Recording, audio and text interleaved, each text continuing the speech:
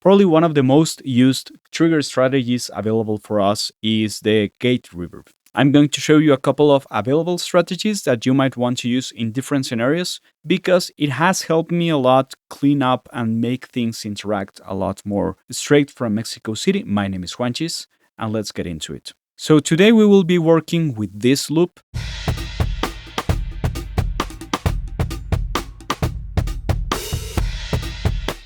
And I'm going to try and enhance it a little bit. It's part of a mix that I'm actually doing. So first of all, my inputs ran out, so I didn't have a snare bottom, and I have this raw snare sound.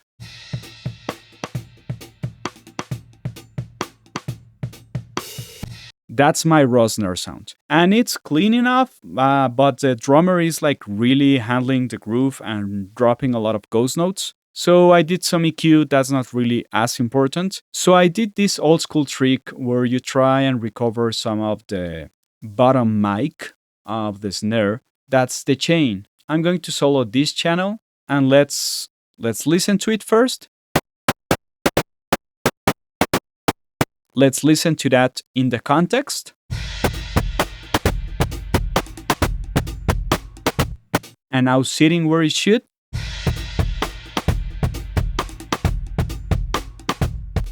And now let's rebuild the chain. So first I'm using a noise generator, a pink noise generator. You can use a white one or a pink one. It really doesn't matter. The point is that you need some noise. Then you have to EQ it, so you clean up what you're not using. And then this tape saturation compression plugin that I've showed many times in my channel. So you always get some new information every single week. And this is the noise generating chain. What this is helping me with, I'm not only EQing the noise, so it's not as bright and as wide as it can be.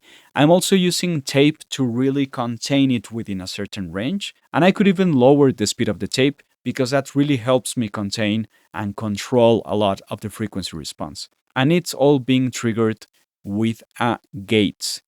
Be sure to also check the new video on the sidechain updates in Reaper 7. John made a nice video about it. I'll link that video in the description. And I'm only sending the snare towards this gate through channels 3 and 4.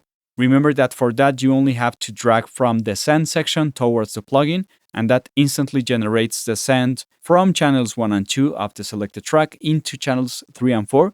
Those are going to be the auxiliary inputs. And now you only have to select the threshold that suits best for the situation. So I'm going to increase the level of only the noise, and I'm going to show you how you can use gates. I should probably make a longer video on how to use gates and how they can do some interesting effects. So let's bring it up and let's start bringing it down.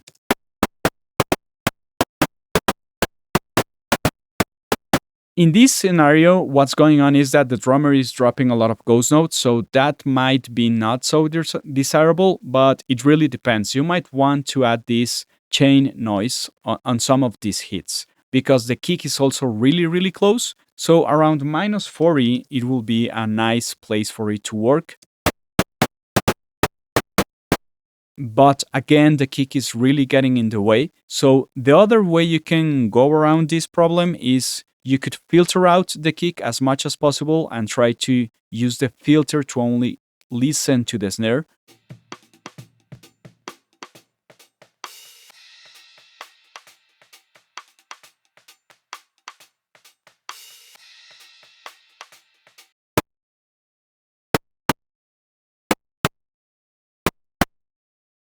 That really works. One trick of something that you can do within Reaper, that's called increase peak display zoom for project. I have this on shift up and shift down. So I usually make a bigger zoom for the waveform, and I change the color sometimes so I can really watch what I'm trying to watch.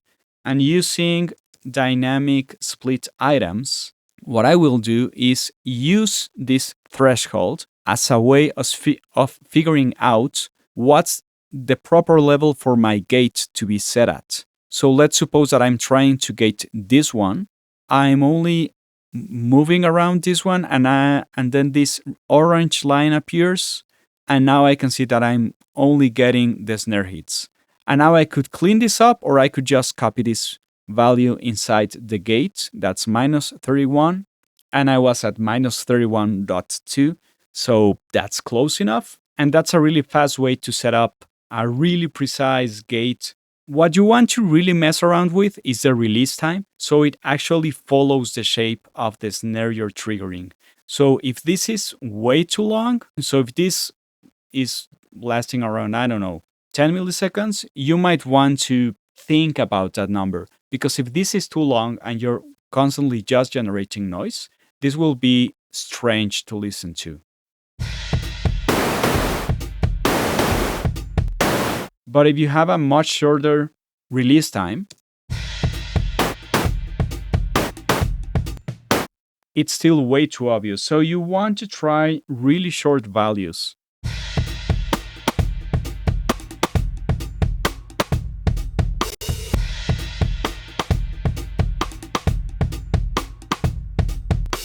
And now it's hidden. Strategy number 2. If you don't want to build all of this really complex chain, you might want to try some plugins that are actually adding texture with an envelope follower. So here I'm using texture by Devious Machines, and this is just gating instantly inside and adding some pink noise, and I have the envelope right here, and it sounds like this.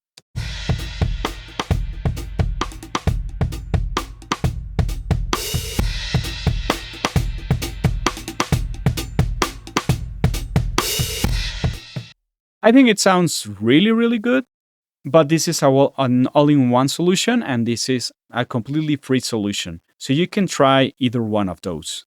Another available strategy is to, when you have some room mics, you don't want them open all of the time. So listen to this.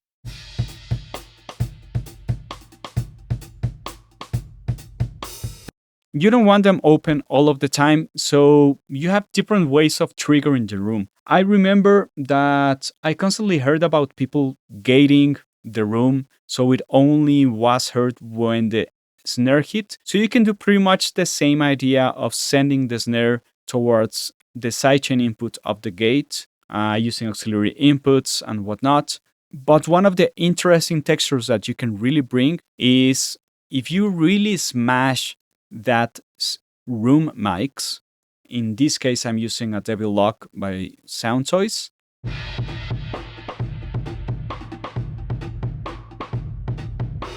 That's bringing like some heavy attitude to the sound of it, right? So if I gate it,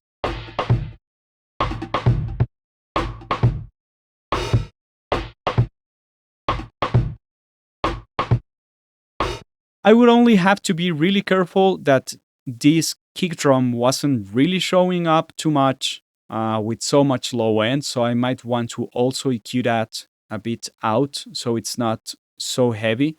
Probably just with a shelf, because the question that I have, or the situation that I have, is I only want to control it. I don't want to cut it.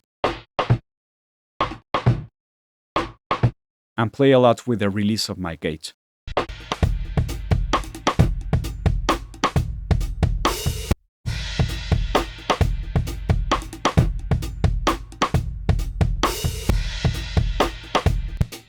And this is working a lot better now. In the scenario that this is not working, there's a nice feature in the RIA gate that you can send a MIDI note on open and close notes. So I'm using that first because I'm listening to the snare and I'm cleaning that up as usual, like I'm doing exactly the same thing that I've been doing. And then that's triggering a RIA Samplomatic with any sound that you want. Let me show you which one I'm using.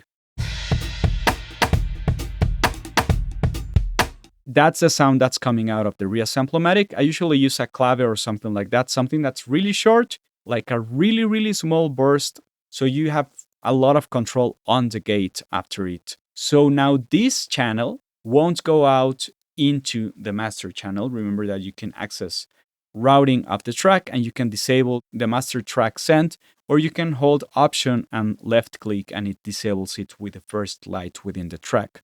And that is fitting the gate of the room channel. So let me rephrase it in case it's like still a bit confusing. the actual snare channel is going into a channel that's not going into the master out, but it's only feeding the gate that's inserted in the room channel. And since that's a really short burst, that's going to help me really control the length of the room that I want inside of my mix.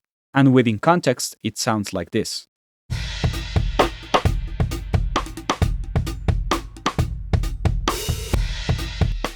It's adding a nice depth to the mix. It's adding a nice space to my drums. But even if that doesn't work, what you can do, and the last strategy that I want to share with you today, you might want to copy the media item that I just as I did and bring it into the empty channel.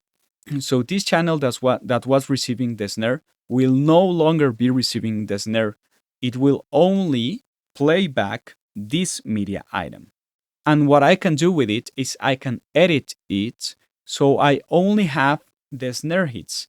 There's a really easy way. Again, you can just do the dynamic split items action. And I highly suggest that you go into minimum slice length, really short, like 20 milliseconds, and a minimum silence length that is more or less this amount. How much? It depends on the tempo and your session. More or less 50 milliseconds is more than enough, because sometimes you have two hits that are really, really close, and they can be even less than 40, 50 milliseconds apart. And now that you have this, you can just hit action to perform.